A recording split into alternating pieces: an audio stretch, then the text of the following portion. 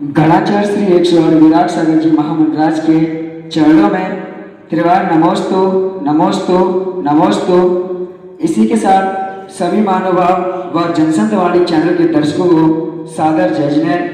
आप देख रहे हैं जनसंतवाणी चैनल के माध्यम से प्रतिदिन शाम 5 बजे मन की बात मुनि श्री रंजन सागर जी के साथ का कार्यक्रम दिखाया जाता है।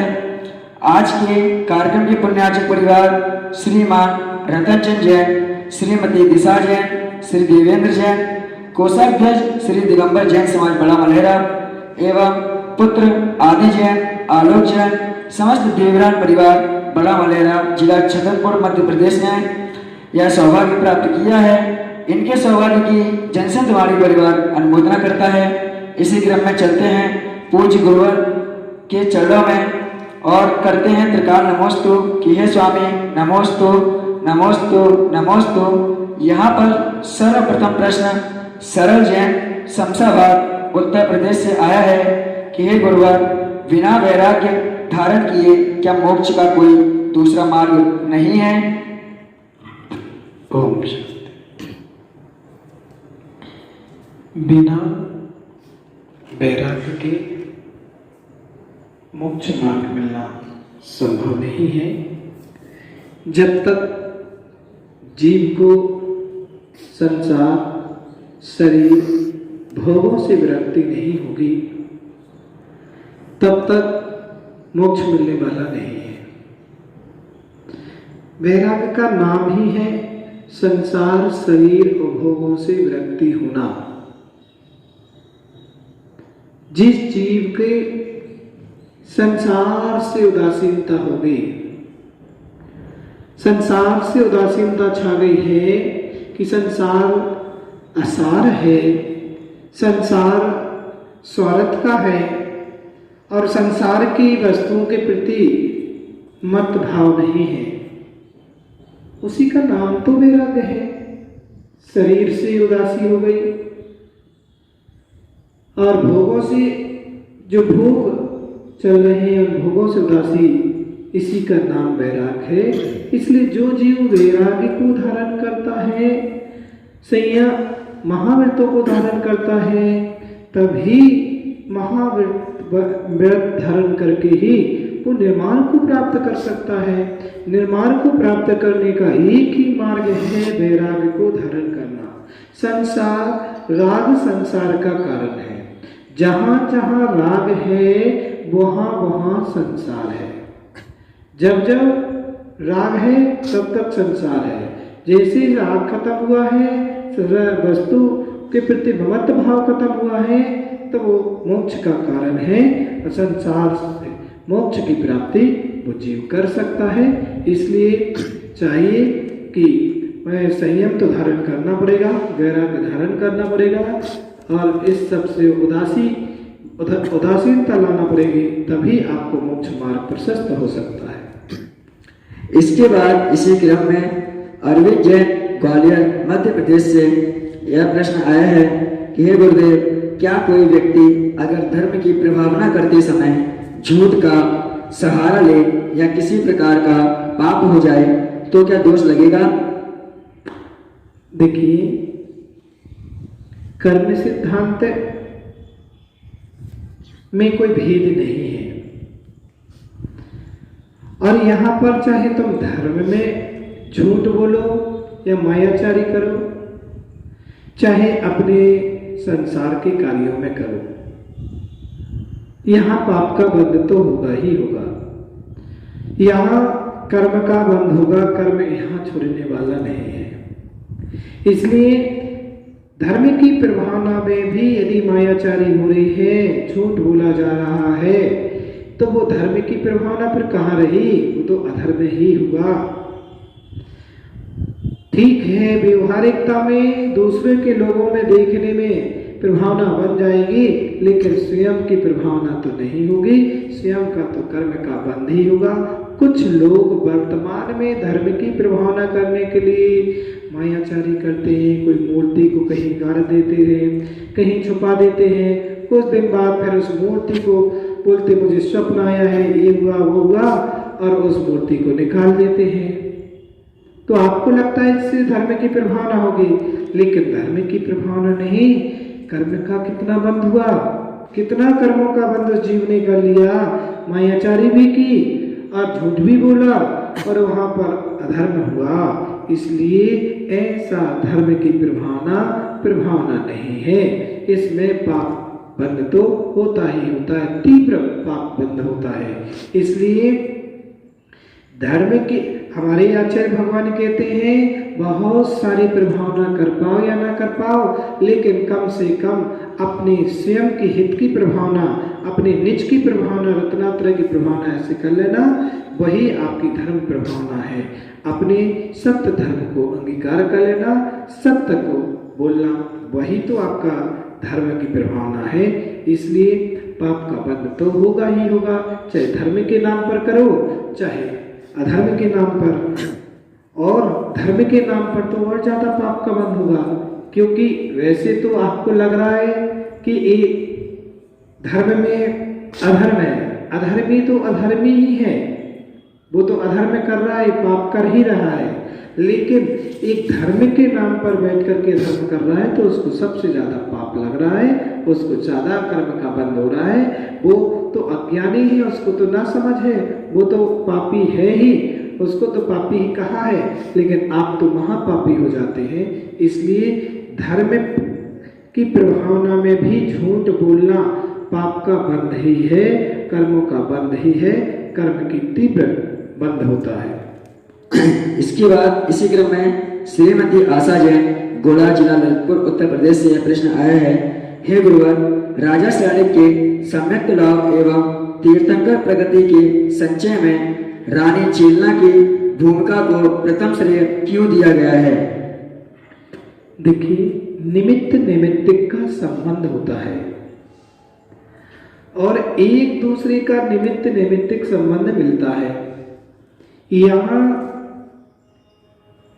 मिथ्यात्व से सम्यक्त को प्राप्त कराने में रानी चिल्ला का महत्व योगदान रहा और उसने नास्तिक से आस्तिक बनाया है। राजा श्रेणी एक नास्तिक था तो उसको आस्तिक बनाने में कोई ना कोई निमित्त तो मिलता ही है। किसी न किसी जीव को किसी भी प्रकार का निमित्त उसको जुटाना ही पड़ता है। इसलिए रानी चिल्ला निमित्त थी और निमित्त वो इस प्रकार का सम्यक्त को प्राप्त कराने में, तो जो सम्यक्त को प्राप्त कराने में निमित्त बन रहा है वह भी पुण्य का भागी है।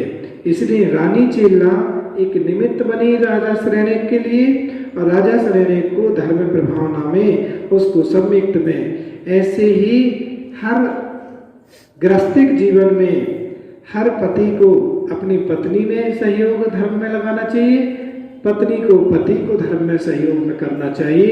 एक दूसरे का परस्पर आपस में परस्पर में एक दूसरे को धर्म में प्रेरित करते रहना चाहिए, एक दूसरे को प्रेरणा देना चाहिए। यदि कोई नीचे गिर रहा है, बैठ जा रहा है तो उसको संभालिए। रानी चेल्ला ने राजा श्रेणी को हमेशा संभाला है और एन किन प्रकार कैसे भी उनको जैसा भी बना उनकी श्रद्धा को सम्यक्त बनाया है, श्रद्धा जुड़ी है, तो इसलिए उनको भी पुण्य बंध हुआ है रानी चेल्ला को। इसके बाद यहाँ पर प्रतिभा जैन, शंकराचार्य नगर, भोपाल मध्य प्रदेश से प्रश्न है कि यात्रा करने के लिए हमें क्या देखना चाहिए जिससे अनुकूल रहे? यात्रा करना है प्रशस्त विचार, शुभ विचार। आपका मन प्रशस्त है तो उस दिन आपको यात्रा कर लेना चाहिए, वो आपको शुभ ही देने वाला है। बहुत सारे लोग मुहूर्त देखते हैं, बहुत सारे लोग मुहूर्तों को निकलवाते हैं, दिन देखते हैं। दिन मुहूर्त देखने की जरूरत नहीं है, आपके मन में प्रशस्त विचार चल रहे हैं, वही आपका प्रशस्त विचार ही मंगल करने वाला है। तो आचार्य परिवार कहते हैं कि आपके मन में प्रशस्त विचार है तो यदि मुहूर्त भी नहीं है तो वो मुहूर्त बन जाया करता है। बहुत सारा मुहूर्त अच्छा भी है, लेकिन मन प्रशस्त नहीं है, विचार प्रशस्त नहीं है, तो मुहूर्त भी अमुहूर्त हो जाता है।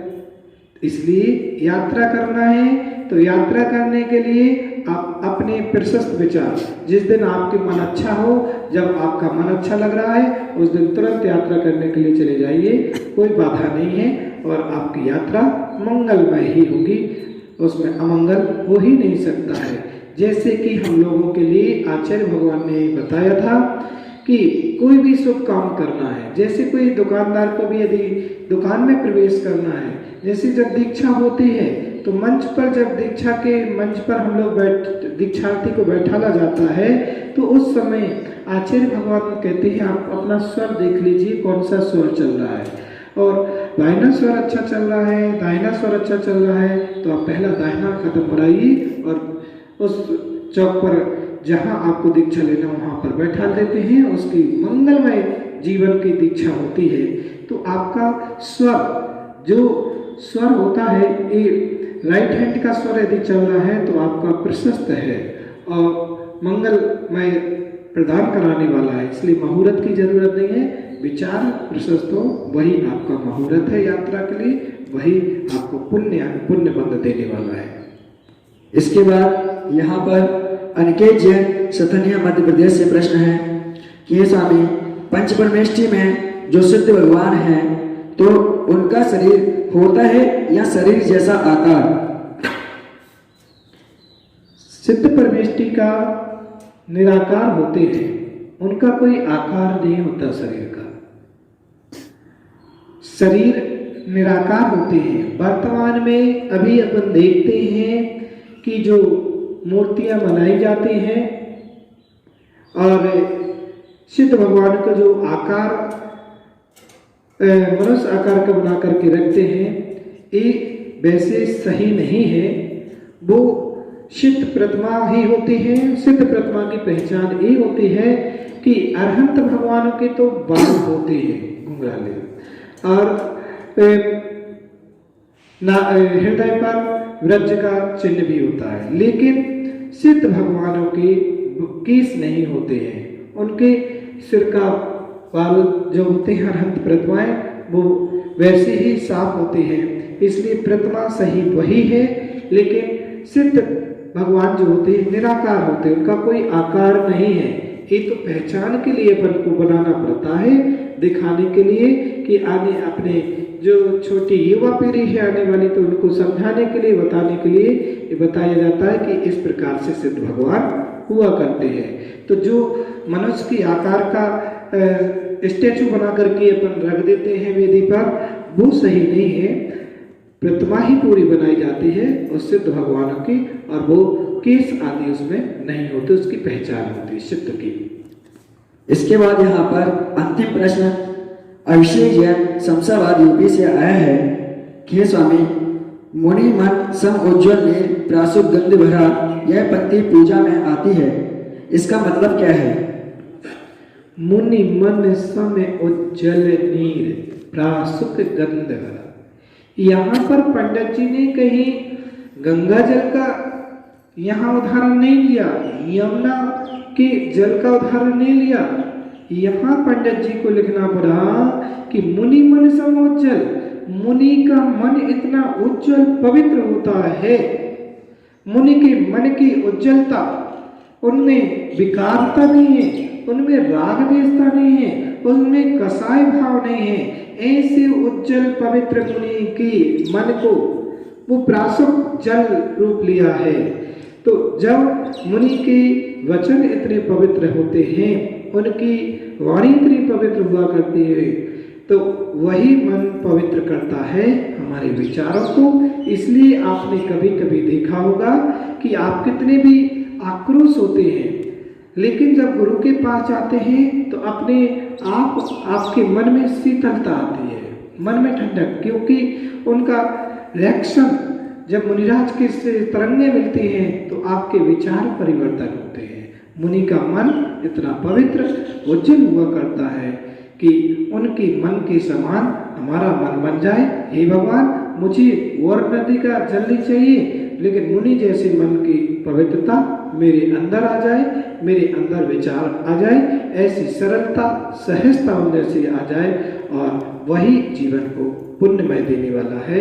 और आप सब विगत 4 दिनों से आपने मन की बात को देख नहीं पाए और जनसंतवाणी पर आप मन की बात को देख नहीं पा रहे थे, क्योंकि अभी मंगल विहार चल रहा था, अवसर नहीं मिल रहा था। लेकिन आज बड़ा गांव जो सिद्ध भूमि भी है, अतिशय क्षेत्र भी है, और आप देख रहे हैं बड़े बड़े भगवान भी यहाँ पर आदिनाथ स्वामी भव्यता यहाँ 24 लिए हुए हैं। यहाँ सिद्ध भूमि है और यहाँ पदार्पण हुआ और यहाँ से आज आपको मन की बात का समाधान यहाँ से दिया गया।